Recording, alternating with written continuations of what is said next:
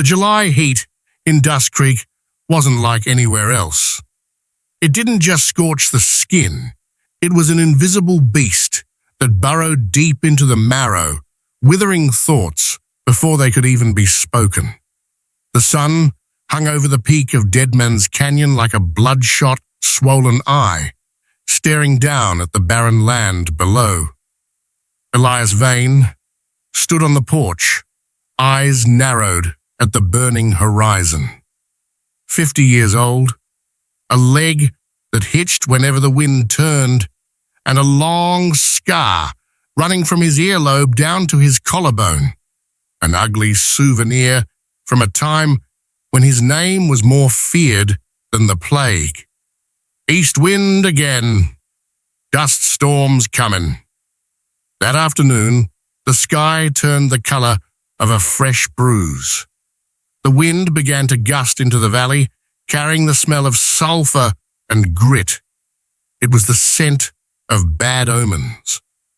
Elias turned to bolt the windows against the coming storm that threatened to swallow everything. He had lived this way for 10 years, shut tight against the world, praying the world would forget him. But the past is a patient beast. It never sleeps, it only waits. And this afternoon, it woke up. It wasn't thunder, it was breathing, a wet, labored sound, like lungs tearing apart with every heave. Elias looked back toward the north fence.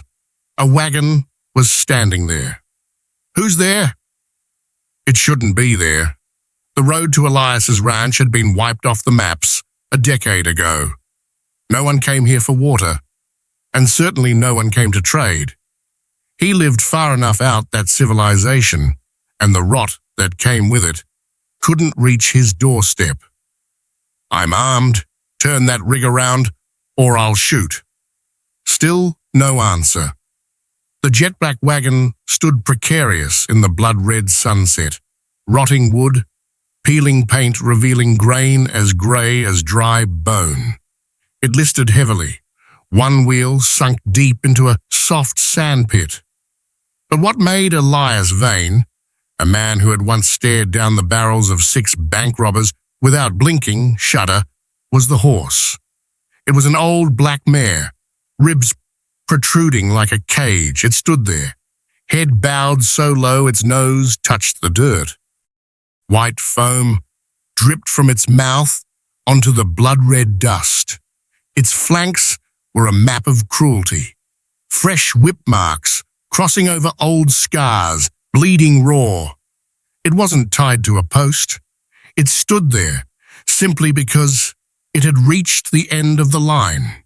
It had run until its heart burst. And right before Elias's eyes, the beast collapsed, dragging the wagon down with a violent tilt. Damn it! Elias rushed forward. He knelt by the animal. Its eyes were wide, staring into nothing, reflecting his own scarred face. It was dead before it hit the ground. Ran it to death? Who does a thing like that? Elias stood up, his right hand drifting instinctively to his hip, where a legendary Colt 45 used to hang. But now, only a dull utility knife rested there. He looked at the driver's seat. Empty. No driver. No footprints around except his own. Just the cargo bed in the back.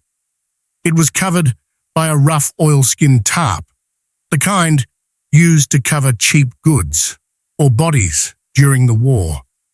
The tarp was tied down with rope, a sailor's hitch, tight, professional, ruthless. A chill ran down Elias's spine, colder than any desert night wind, a gut feeling. He raised his knife. The blade sliced the rope. The knot fell away like a dead snake. Elias took a deep breath, the smell of the storm mixing with the stale scent of sweat, and threw back the tarp. What the hell? It wasn't crates of moonshine. It wasn't smuggled guns for the resistance. It was a girl. She was curled up like a fetus, making herself as small as possible on the splintery wooden floor. She wore a sheer silk dress, once pale blue, but now turned the color of dirty dishwater from dust and grease. A dress meant for lavish parties, utterly out of place in this living hell. Her black hair was matted, hiding half her face, but Elias saw her wrists. Her wrists were bound, not with rope, with barbed wire, the kind used to fence land, hold cattle, and tear the flesh of trespassers. The tiny barbs bit deep into her pale skin.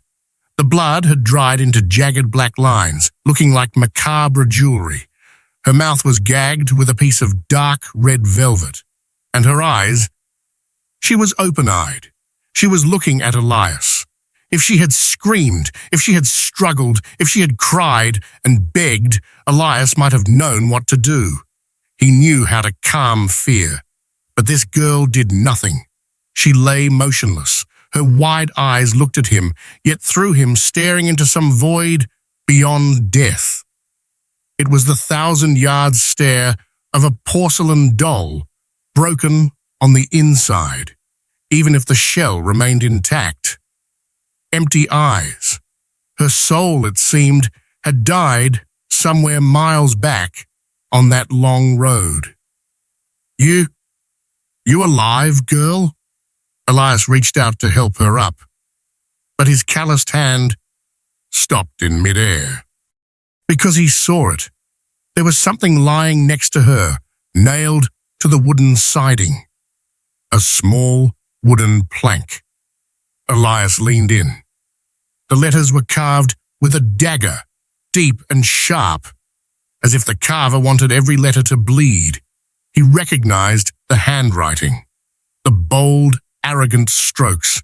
He hadn't seen this script in 15 years. Debt? Paid. Keep. The change. Elias Vane stumbled back, hitting the wagon wheel. His breath came short and fast. The name seared into his mind like an acid burn. Harlan Voss. Only Harlan Voss would call a human being change. Only Harlan Voss settled debts with such cruelty. 15 years ago, Elias had spared Voss during a manhunt, a moment of conscience, a moment of believing the oath of a devil who claimed he'd go straight. Voss had promised to pay him back. He paid. The son of a bitch actually paid. He had sent Elias a broken human being, a ruined life for Elias to carry. A reminder, you think you escaped the mud, Vane? No, I brought the mud to your doorstep. I've turned your home into a graveyard for my cast-offs.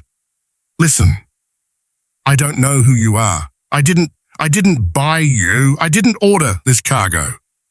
The girl still didn't react. She blinked once, slowly. In that moment, Elias saw contempt in those dark brown eyes. She thought he was the buyer.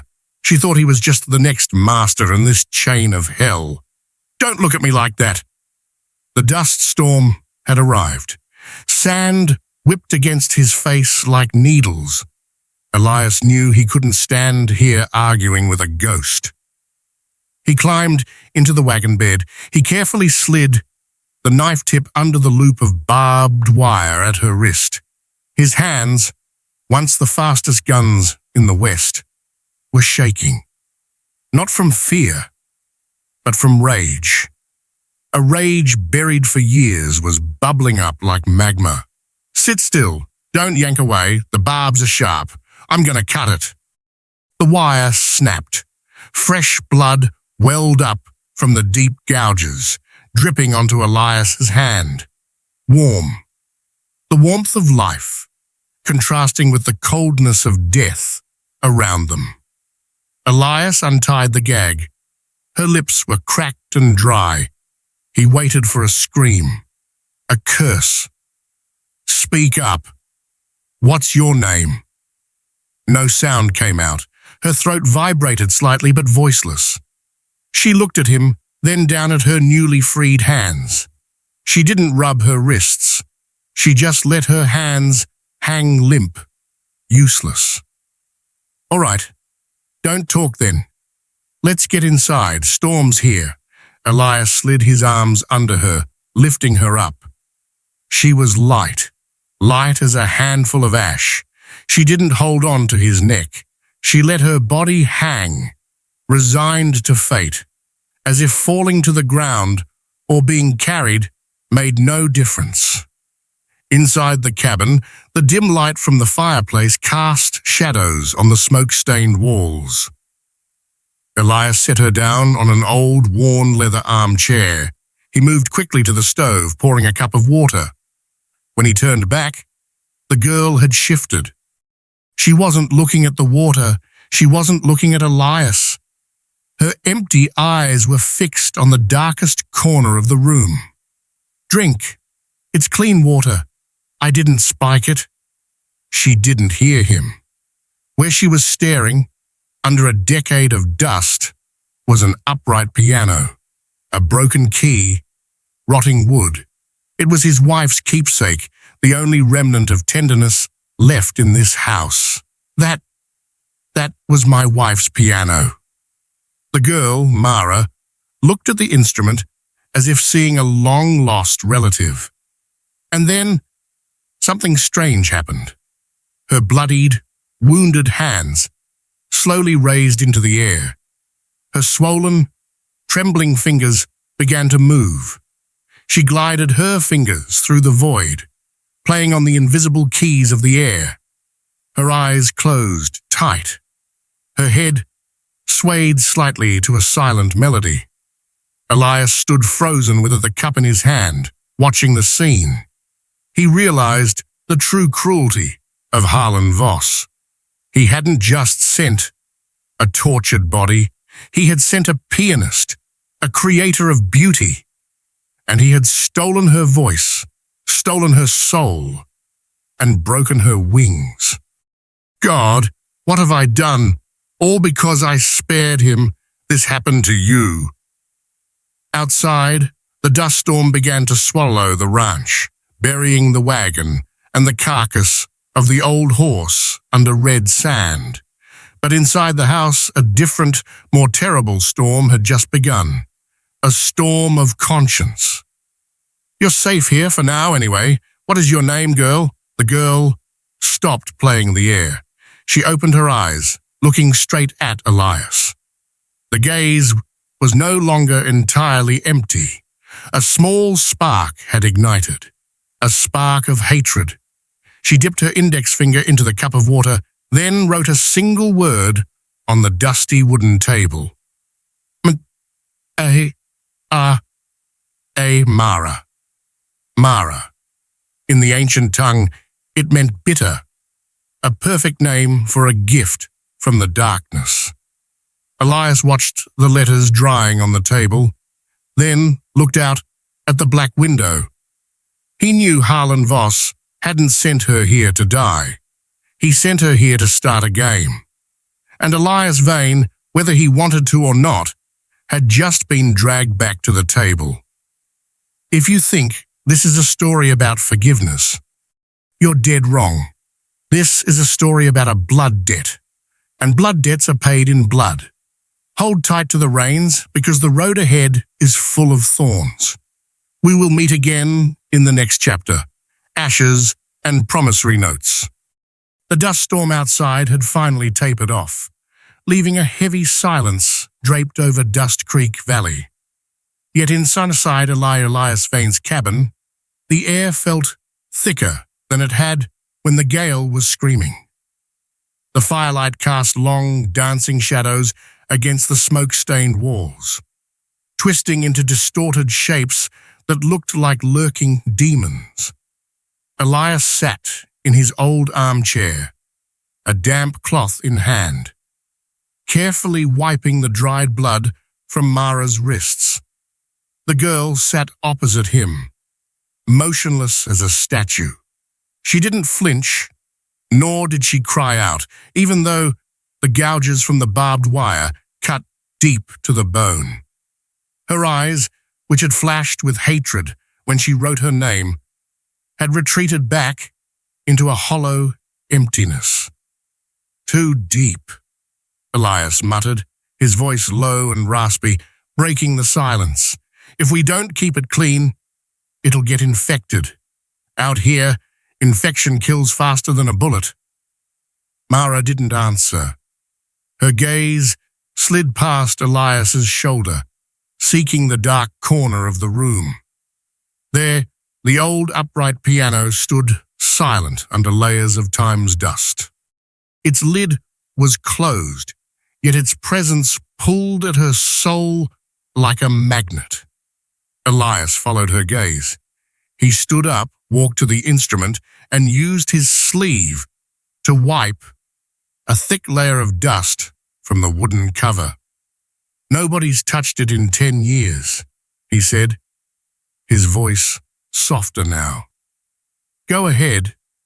Mara stood. Her steps were unsteady, weak. She approached the piano like a pilgrim nearing a shrine. Her bandaged hand reached out, trembling. She wanted to touch it. She yearned to feel those cold ivory keys, to reclaim a piece of herself, a shred of the dignity that had been stolen. But when her fingers were just an inch from the keys, she froze. She looked down at her hands, swollen, bruised, mapped with scars, both new and old.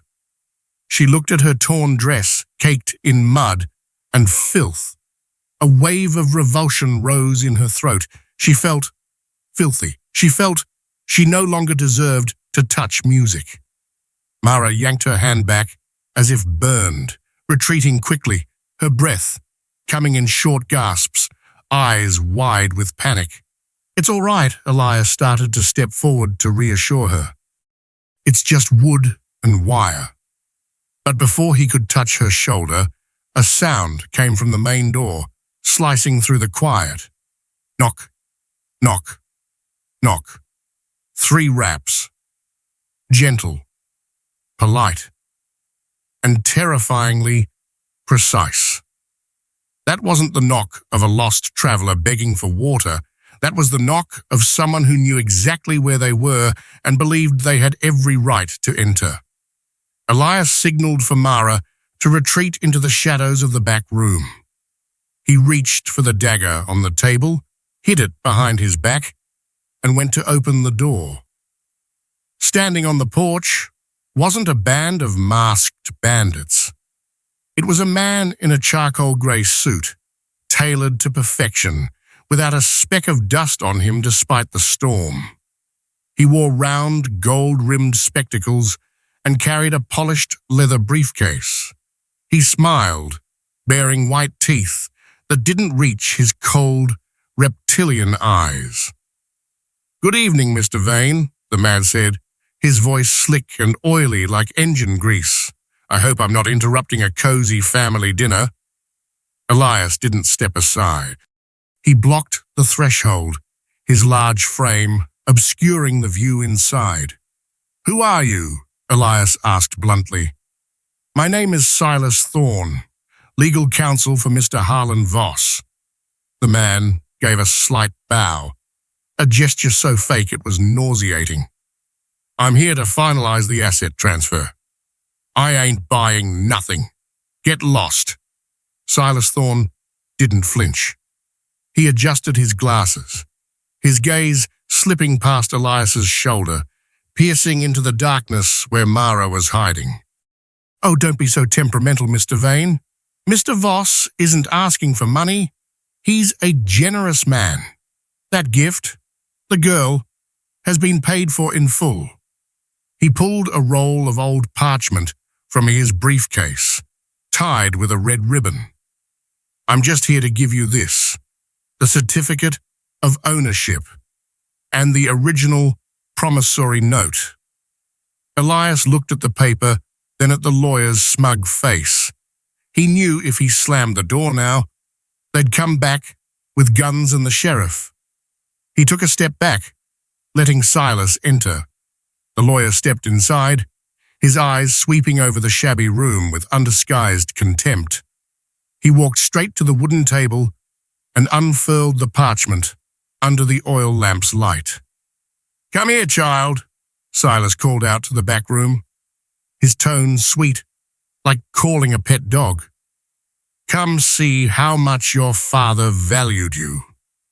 Mara stepped out of the shadows. She wasn't shaking anymore. She looked at Silas with pure loathing. "Here," Silas pointed, a long, slender finger at the bottom of the document. "Gambling debt, $10,000, signed by your father, and here the collateral clause. In the event of inability to pay in cash, the debtor agrees to settle the debt with assets of equivalent value, specifically his biological daughter Mara, to be fully utilized by the creditor." Elias stepped closer to the table, looking down. The shaky signature of a gambling addict and the bright red seal of Harlan Voss's empire. It was legal. Cruel, inhumane, but legal in this lawless land. "See?" Silas smirked, turning to Elias. "She isn't a person, Mr. Vane. She is collateral property. Mr. Voss has grown tired of this toy. It's broken. It doesn't sing anymore, so he's gifting it to you. As charity. A reminder that you only deserve the trash Mr. Voss throws away." Silas turned to Mara, raising a hand to stroke her cheek. "Pity. You were quite beautiful when you were intact." Mara shuddered, backing away until she bumped into Elias. Elias placed a hand on her shoulder to steady her. His hand was hot and hard as stone. "You done talking?" Elias asked, his voice so low it was almost a growl. "Yes," Silas dusted off his sleeve. "You just keep this paper. She's your property now. Beat her, sell her, throw her to the dogs. It's up to you. The law protects your ownership rights." Elias picked up the paper. The dry parchment crinkled in his hand. He stared at the words, "collateral asset," then looked at Mara. Her head was bowed, shoulders shaking violently. She wasn't crying from fear, she was crying from humiliation. This paper was proof she wasn't human anymore. She was just a number in a devil's ledger. Elias looked at Silas Thorne. He saw the satisfaction in the man's eyes. He thought he had won. He thought laws and papers could crush a human soul. "The law," Elias muttered. He turned, walking slowly toward the oil lamp burning on the windowsill. "What are you doing?" The smile vanished from Silas's lips. Elias fed the edge of the parchment into the flame. The fire licked the paper, catching fast. Orange flames flared up, devouring every word, every number, every cruel clause. The smell of burning paper mixed with the dust in the room. "You're insane," Silas screamed, lunging to snatch the paper back. "That is a legal document. That is proof of ownership. You just burned $10,000. Elias spun around, shoving Silas hard, sending him sprawling to the floor. He held the burning paper high like a torch. He didn't watch it burn. He stared straight into the terrified eyes of the lawyer on the floor. Black ash began to drift down onto the wooden planks, floating in the air like dark snow. Mara looked up. The dancing flames in Elias's hand reflected in her eyes. For the first time that night, the fear in her gaze vanished, replaced by utter astonishment. Only when the fire reached his calloused fingertips did Elias let go, allowing the last flake of ash to fall, crushing it under his boot heel. "Listen close, lapdog," Elias said, his voice booming in the small room, drowning out the wind outside. He stepped forward, grabbed Silas by his expensive lapels, hauled him up, and brought his face inches from his own. "You go back and tell Harlan Voss." Elias ground out the words, his breath hitting the lawyer with the smell of cheap tobacco and lethal danger. "Tell him that ashes hold no legal value." Silas Thorne trembled, his face drained of blood. He stammered, trying to salvage a shred of dignity. You will regret this.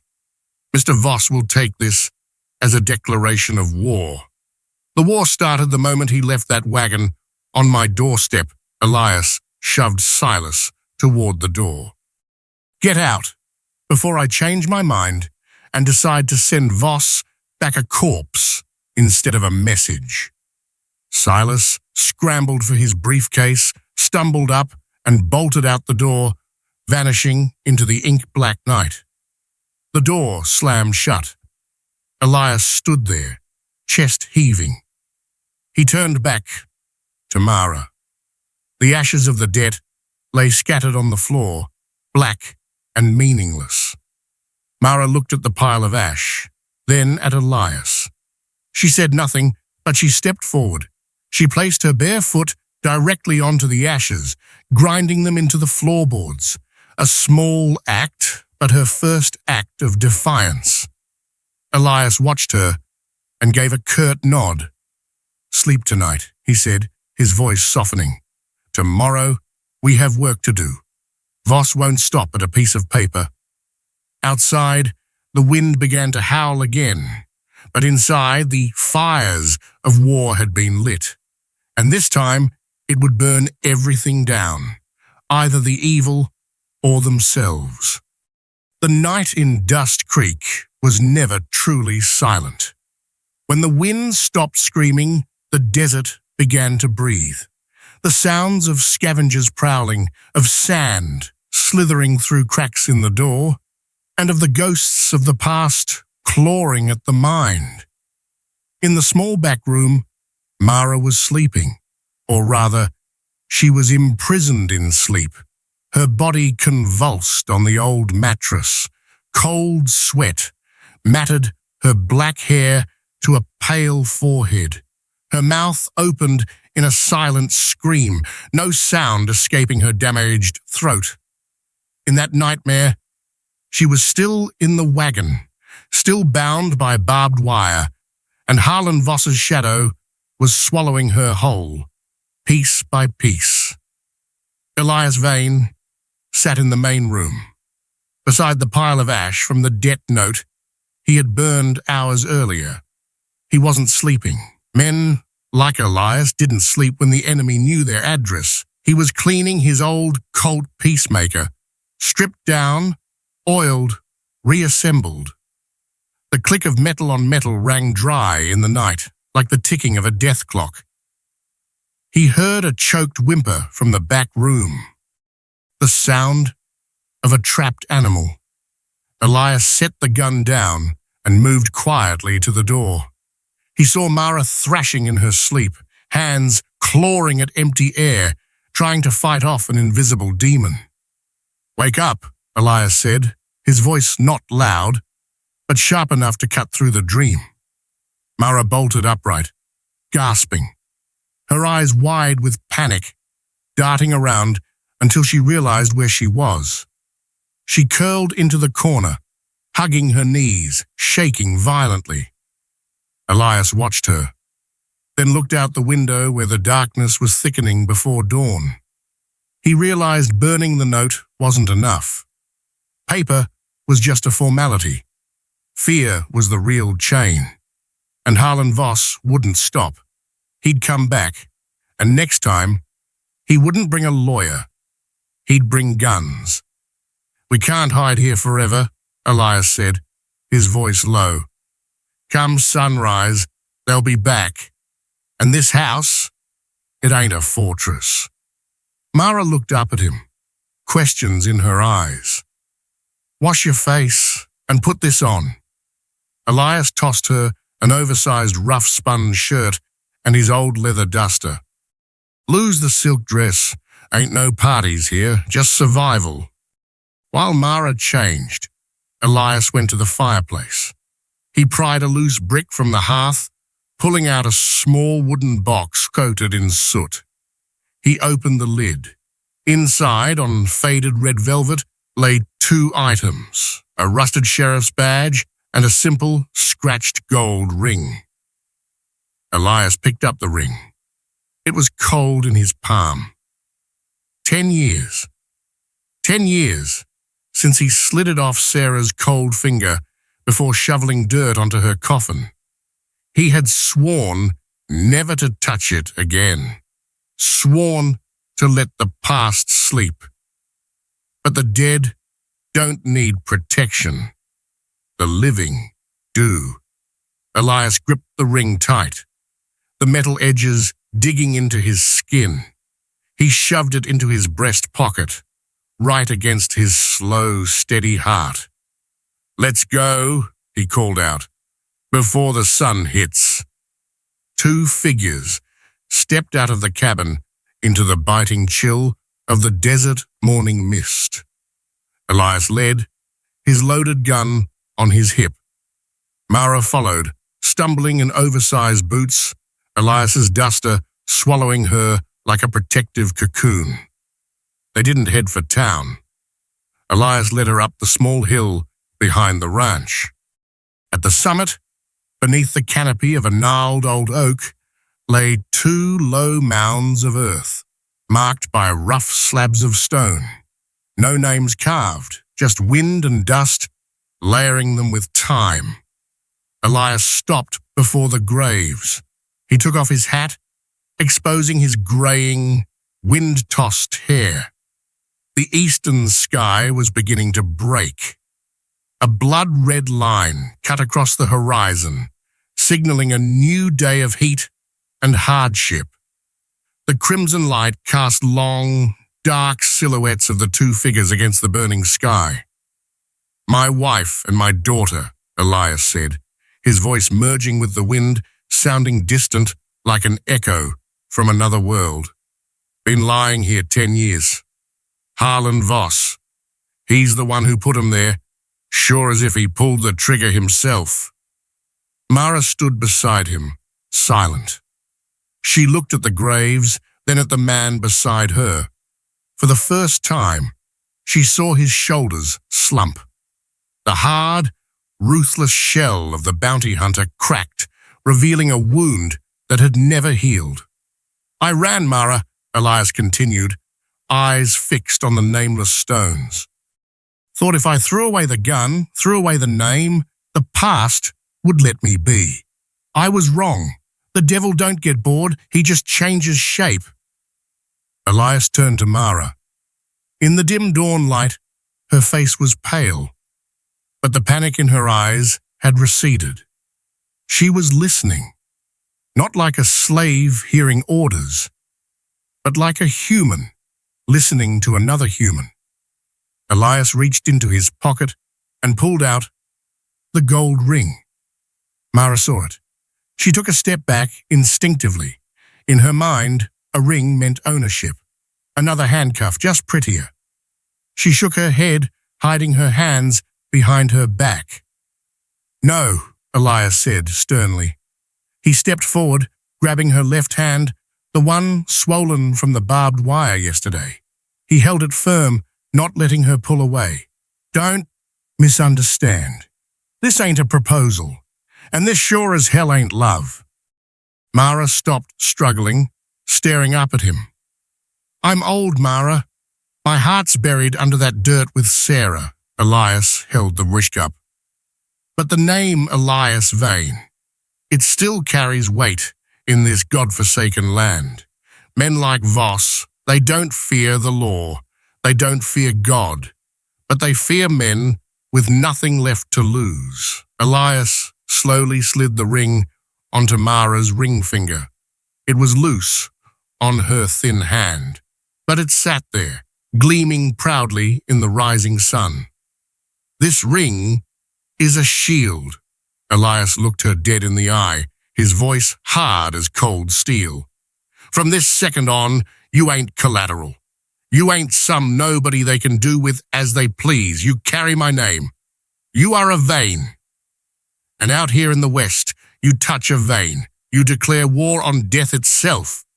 You understand. Mara looked at the ring on her hand. It was heavy, heavier than gold. It carried the weight of a blood oath. She looked up at Elias. This man, who yesterday she thought was her executioner, was now handing her the most powerful weapon he possessed, his honor and his life. Her lip trembled, her chest tightened, and then it broke. A single tear rolled down her cheek. Then 2, 3. She didn't sob, she cried in silence. Hot tears washing the road dust from her face, falling onto Elias's calloused hand. It wasn't a weakness. It was the tears of parched earth, tasting rain for the first time, a sign of life returning. Elias didn't wipe them away. He gave her hand one last squeeze, then let go. Done crying? He asked, voice returning to its usual grit. Then let's move. We're going to Dust Creek. If Voss wants to play legal games, we'll play him till the end. Mara wiped her face. She took a deep breath, the freezing morning air filling her lungs with the smell of earth and freedom. She nodded, strong. Elias put his hat back on, shading his eyes against the glare. He turned and started down the hill, his shadow stretching long over the sand. Stay close, he called back, and if you see a gun drawn, get behind me, always behind me. Mara watched his broad, slightly stooped back. She touched the gold ring, spinning it once. Then she followed. Her steps didn't falter.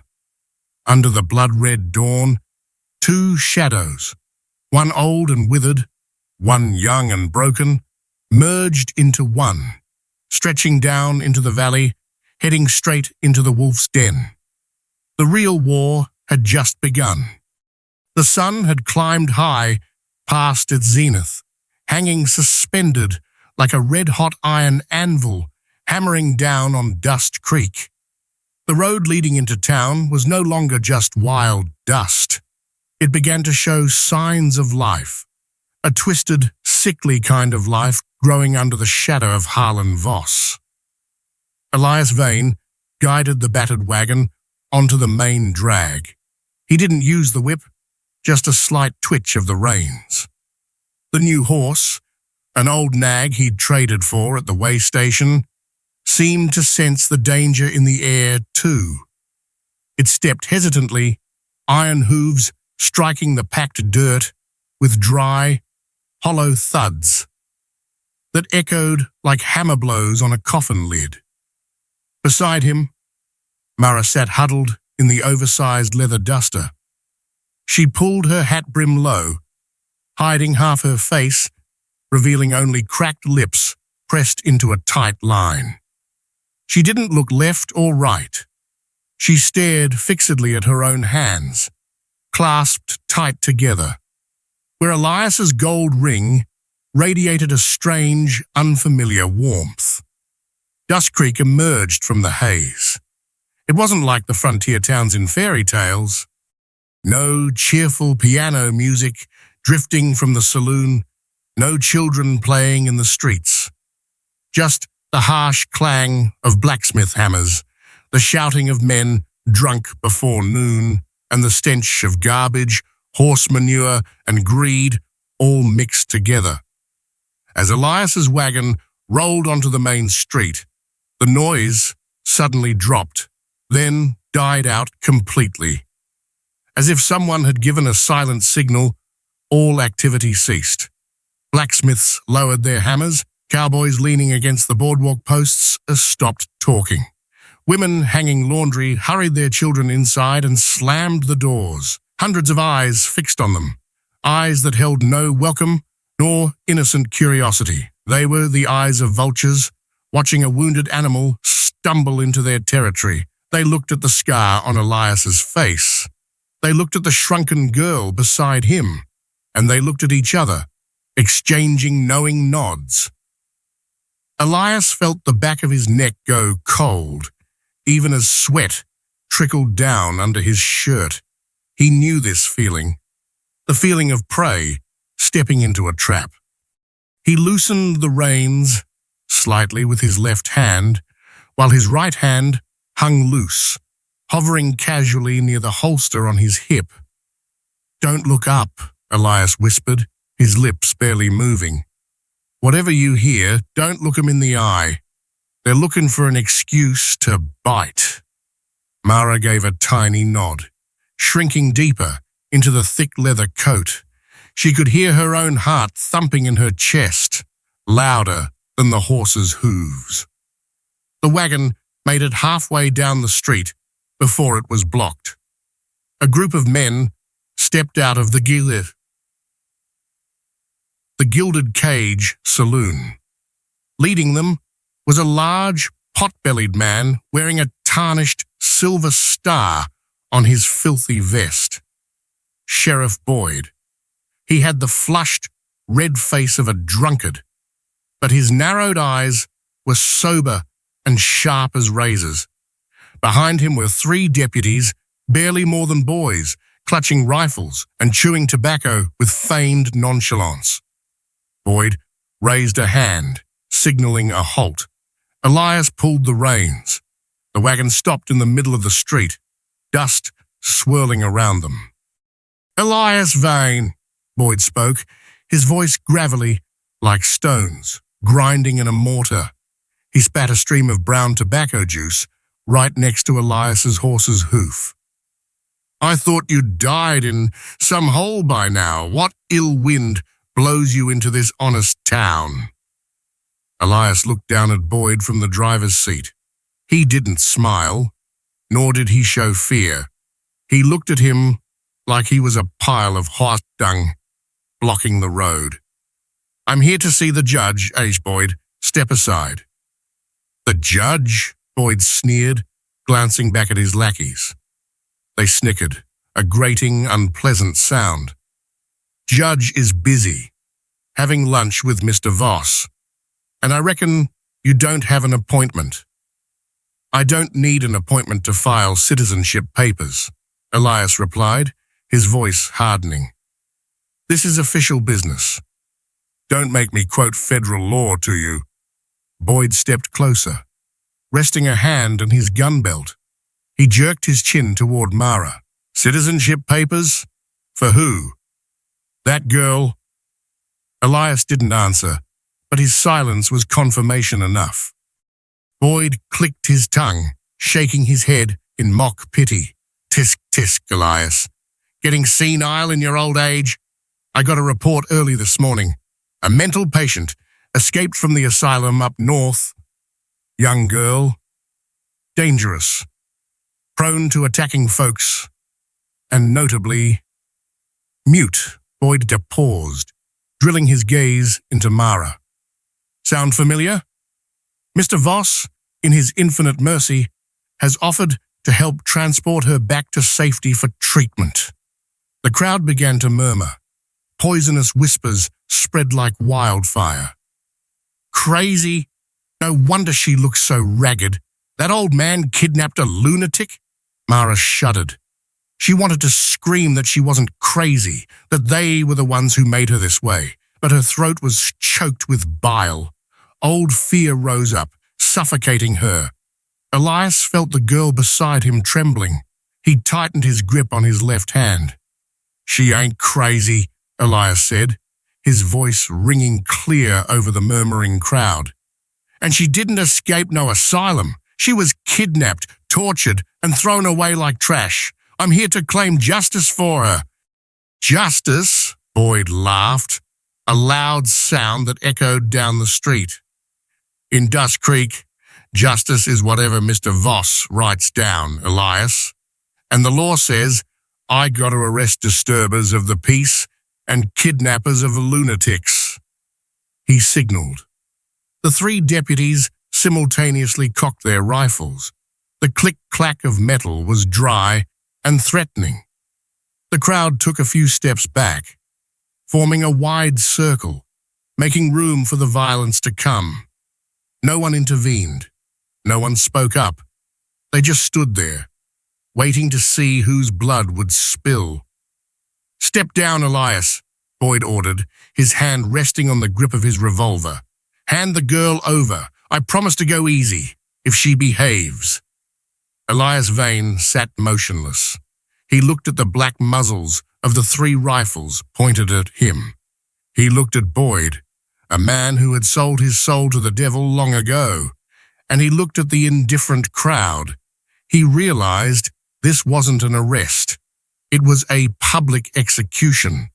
They wanted to humiliate him and take Mara and prove to the whole town that no one could stand against Harlan Voss. But they forgot one thing.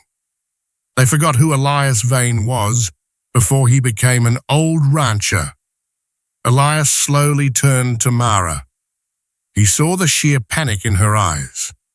She was looking at the guns, then at him, her eyes begging, "Give me to them, don't die for me." Elias smiled. A rare smile, sad but resolute.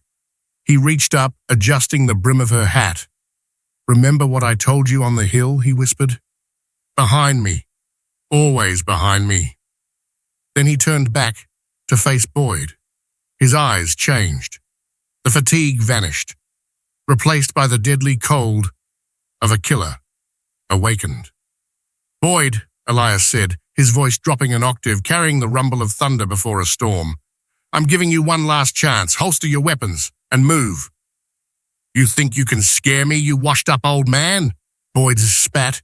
"You got one pistol. I got a whole town. Who you going to shoot first?" Elias didn't answer with words. He answered with action.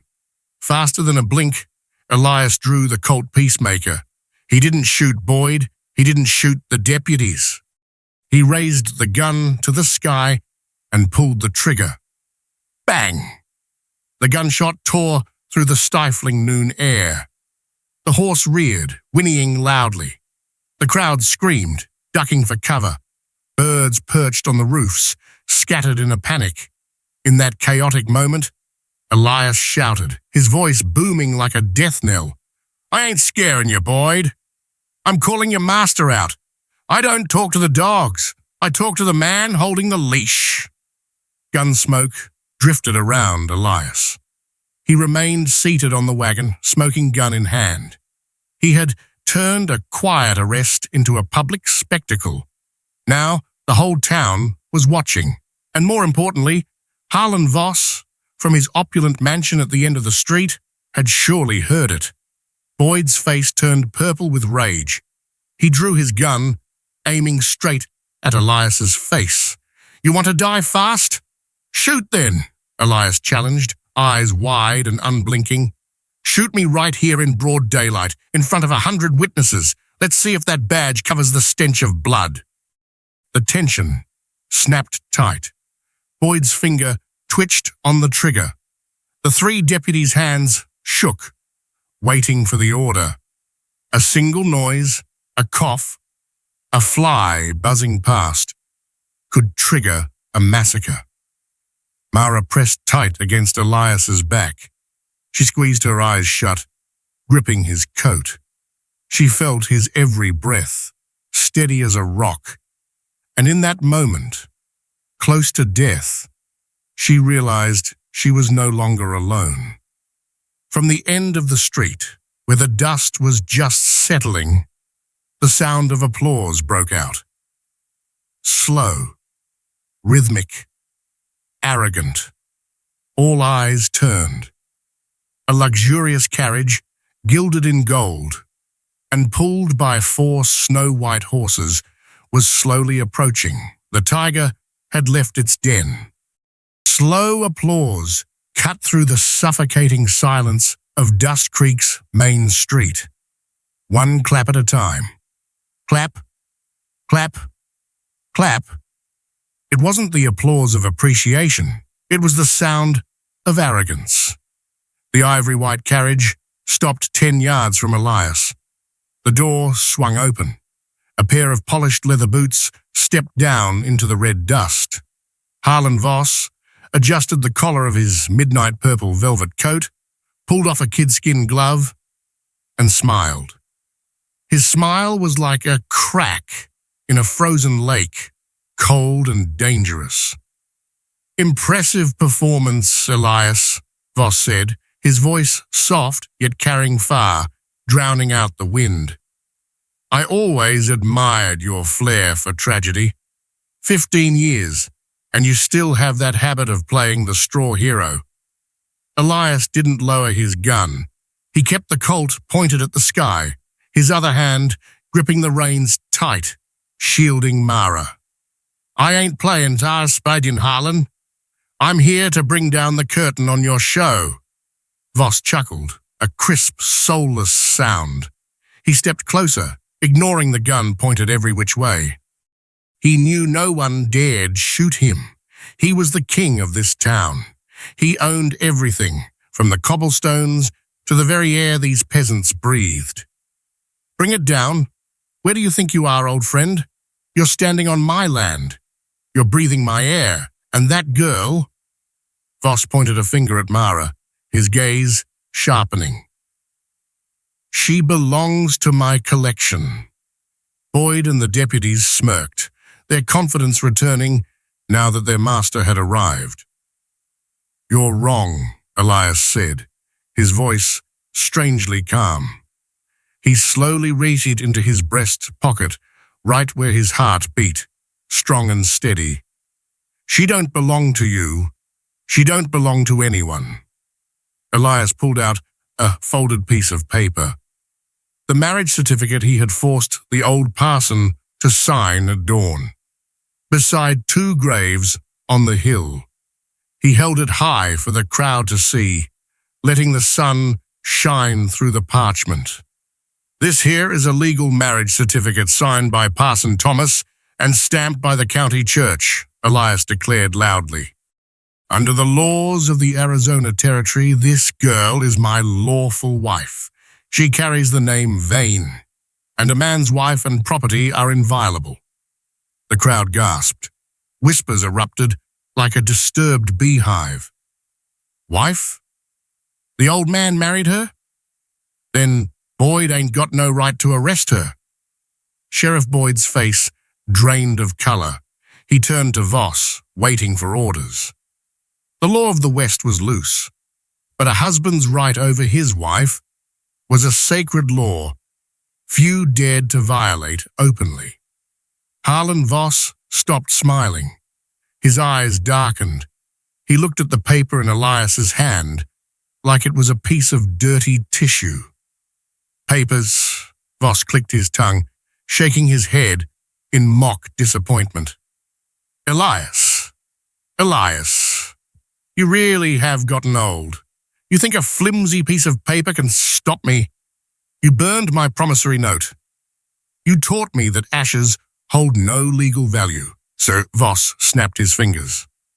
"Boyd, that paper is a forgery. Parson Thomas is senile. Arrest the girl. If the man resists, shoot him down." "But, sir, in broad daylight," Boyd stammered. "I said shoot!" Voss roared, his face flushing red, the veneer of politeness shattering. "I am the law here. Put a bullet in his skull." The 3 deputies, spurred by Voss's roar, raised their rifles in unison. Fingers tightened on triggers. The door to death swung wide open. Elias knew he couldn't outshoot 4 men at once. He turned, ready to shield Mara with his body one last time. "Get down," he shouted. But Mara didn't get down. In the moment, Death's finger began to squeeze. A small figure darted out from behind Elias's back. She didn't run away. She stepped out, standing directly in front of Boyd's gun barrel. The crowd held its breath. Elias froze. Mara stood there, the oversized duster slipping off her shoulder to reveal her tattered dress and bandaged hands. She held her head high. Her dark brown eyes no longer looked at the ground. She stared straight into the eyes of Harlan Voss. And then she opened her mouth.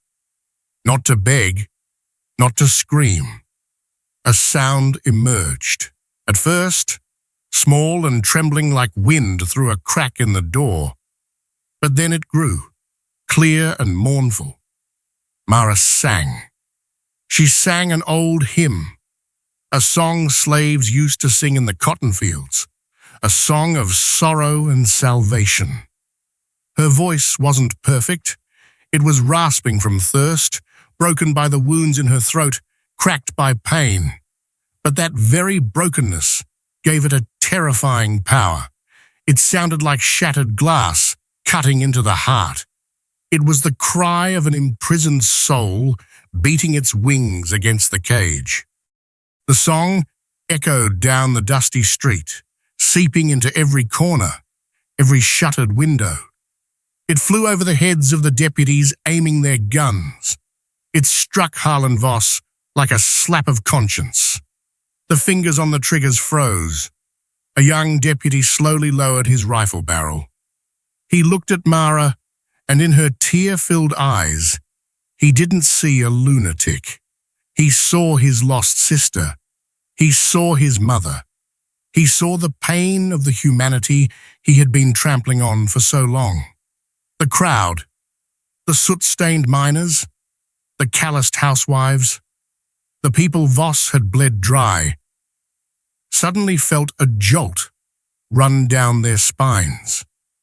Mara's song had awakened the part of them that remained human, the part fear had buried. "Shoot! Shoot her!" Voss screamed, his voice cracking with rage. He realized he was losing control. "Why aren't you shooting?" Boyd gritted his teeth, trying to raise his gun. He was the loyal dog. He would shoot. But before he could pull the trigger, a rock flew through the air, striking him on the shoulder. "Don't you shoot her!" A blacksmith stepped out of the crowd. He was huge, clutching a sledgehammer. He stood in front of Elias's wagon. "Move, you fool!" Boyd barked. "She ain't crazy," the blacksmith said, his voice deep and rumbling.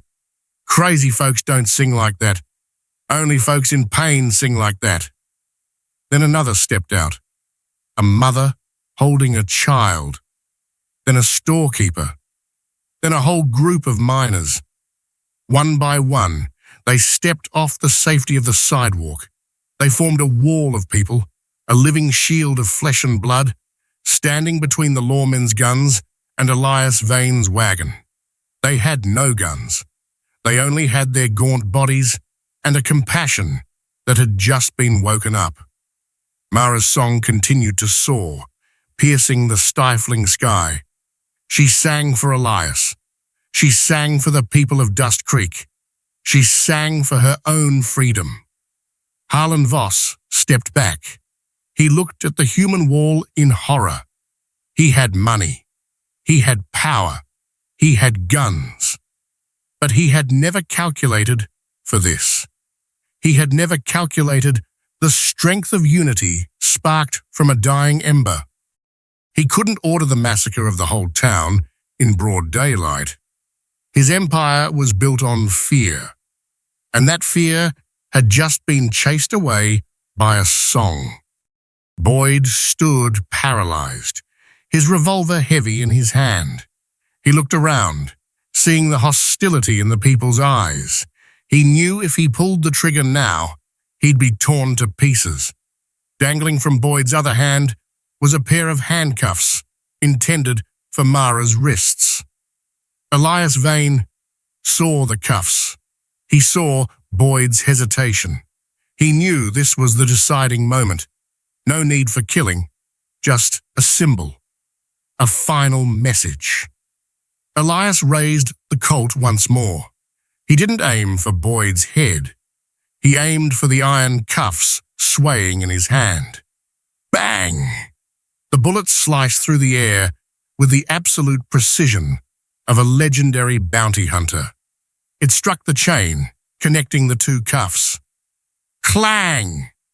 The handcuffs shattered in two, flying from Boyd's hand, hitting the ground with a cheerful jingle before lying still in the dust.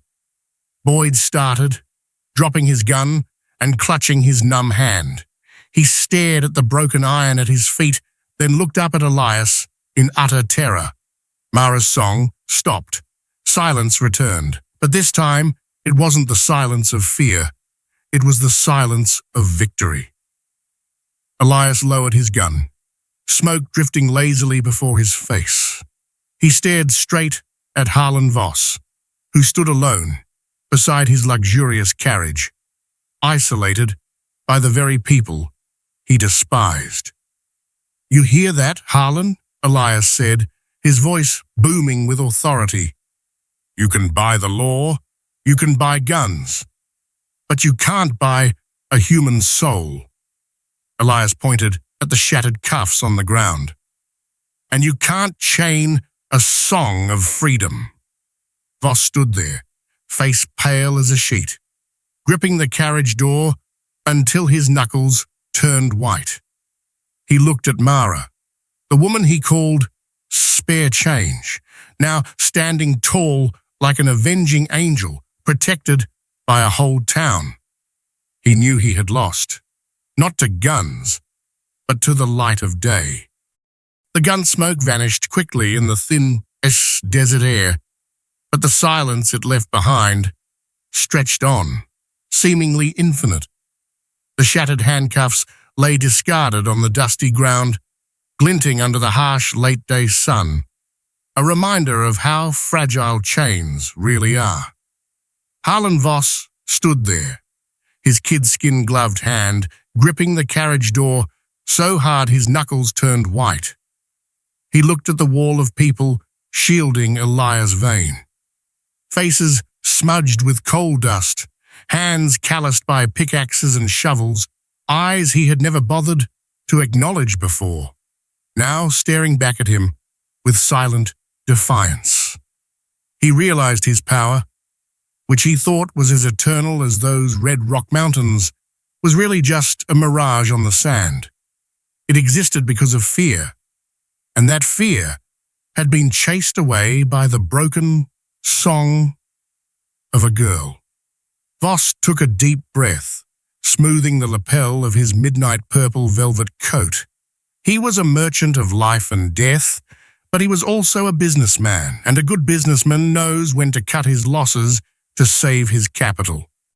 He couldn't order Boyd to slaughter the whole town. Too much blood would draw federal attention, and that was the last thing he wanted.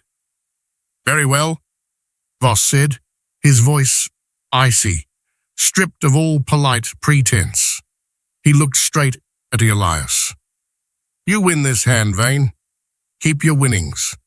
But remember this: the desert is vast and the night is long. Luck ain't something that lasts forever." Elias lowered the Colt, but his finger didn't leave the trigger. He looked at Voss with the calm of a stone mountain that had weathered 1,000 storms. "I don't rely on luck, Harlan," Elias replied, his voice a low rumble. "I rely on what I can protect. Go back to your castle and don't ever let me see your shadow on my land again." Voss sneered, a twisted, bitter smile. He stepped back and climbed into his luxurious carriage. The door slammed shut, hiding the face of the defeated man. The driver cracked the whip, and the 4 snow-white horses surged forward, pulling the carriage around, leaving a cloud of dust and the crowd's disdain in their wake. As the sound of Voss's wheels faded down the road, Sheriff Boyd and his deputies quietly slunk back into the shadows of the alleyways, like roaches afraid of the sunlight. They didn't dare meet the people's eyes. The authority of the Silver Star was chipped, and they knew that come tomorrow, Dust Creek wouldn't be their private playground anymore. Elias let out a long breath, shedding 1,000 pounds of weight. He holstered his gun. Only now did the numbness in his fingertips set in. He turned to look at Mara. The girl was still standing there, right in front of the horses. the oversized leather duster slipping off one shoulder. She wasn't shaking anymore. She was panting, chest heaving after the effort of pulling her soul inside out to sing. She looked at the crowd around her, strangers who had stepped up to defend her. She gave a small nod, a clumsy but sincere gesture of thanks. The huge blacksmith, the first one who threw the stone, stepped forward and picked up the broken cuffs from the dirt. He tossed them into a nearby trough of quenching water. It hissed loudly. "Road's clear, Mr. Vane," the blacksmith rumbled. "Take her home." Elias nodded at the blacksmith. He didn't offer flowery thanks. Out here in the West, you don't say thank you with words. You say it with the respect in your eyes. He reached out and pulled Mara up onto the wagon. This time, her hand grasped his firmly. Not the hand of a slave, but the hand of a partner. "Let's go," Elias said softly. He flicked the reins. The battered wagon rolled forward, parting the crowd as they stepped aside. No cheering, no fanfare, just respectful silence. Men touched their hat brims in salute. Women looked at Mara with compassion and admiration. Dust Creek was still a harsh town, still dusty and poor, but today it was a little bit cleaner. The wagon left the town, leaving the noise and the struggle behind, heading into the eternal vastness of the desert. The sun began to dip behind the western range, dyeing the sky a brilliant orange-red mixed with deep purple. The brutal heat of the day softened, giving way to the cool breezes of twilight. They rode in silence for a long time, just the rhythmic clop of hooves and the grind of wheels on gravel. But this silence wasn't heavy and stifling like when they first arrived.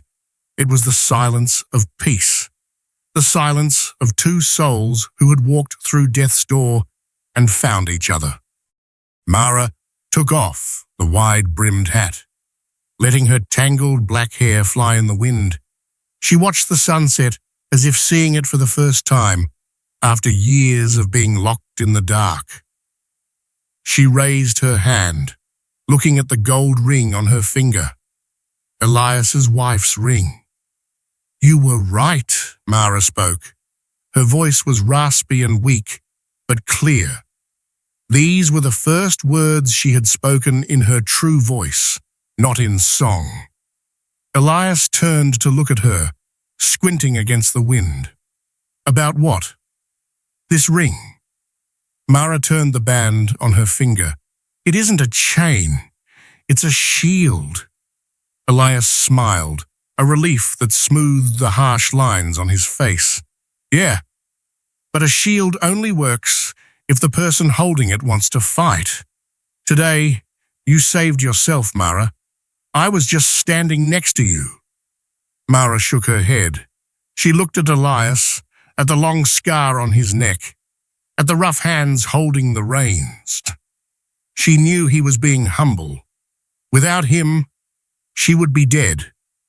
Or worse than dead, he had traded his safe seclusion, traded his past to buy back her future.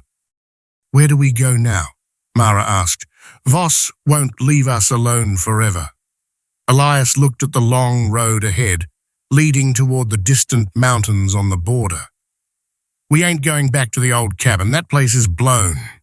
There's a valley south, past Dead Man's Canyon. Good water, good soil, and most importantly, no people. I know a spot." "A new home?" "A new start," Elias corrected. "For both of us." Mara leaned her head back against the wooden seat. She felt exhausted, but it was the good exhaustion of someone who had finished a long journey. She looked at Elias. He no longer looked like an old lone wolf, waiting to die. In the sunset light, he looked like a father, a protector, a man who had found a reason to keep living. 15 years ago, Elias Vane hung up his gun to run from his past. Today, he drew it to face it. And in the moment that bullet shattered the handcuffs, he didn't just free Mara. He freed himself. He owed nothing to the ghost of Harlan Voss anymore. The old debt was paid. And the change was this freedom. "Elias?" Mara called softly. "Yeah? Thank you." Elias didn't answer. He just nodded, slightly, pulling his hat brim down to hide eyes that were stinging a little. He flicked the reins. The wagon picked up speed, rushing through the twilight gloom, heading toward the first stars beginning to rise in the velvet black sky. The desert is vast. It can swallow the weak, wither the cowards. But for those with backbone, those who dare to stand tall against the sandstorm, the desert is a forgiving teacher. It teaches them that no matter how dark the night, the dawn will always be brilliant. And as the sound of their hooves faded into nothingness, only the wind remained, whispering through the sagebrush, telling the story of a man carrying ashes and a girl carrying a song, who went together to find their souls in the Wild West. If you are facing a storm in your life, remember Elias Vane and Mara. Never bow your head to the darkness, because sometimes all you need to defeat the devil isn't a gun, but the courage to raise your own voice. This concludes our file on the lands of Dust Creek. Thank you for listening to the story of Debt Paid in Full. Keep your fires burning bright, and we'll meet again for the next tale on the long road.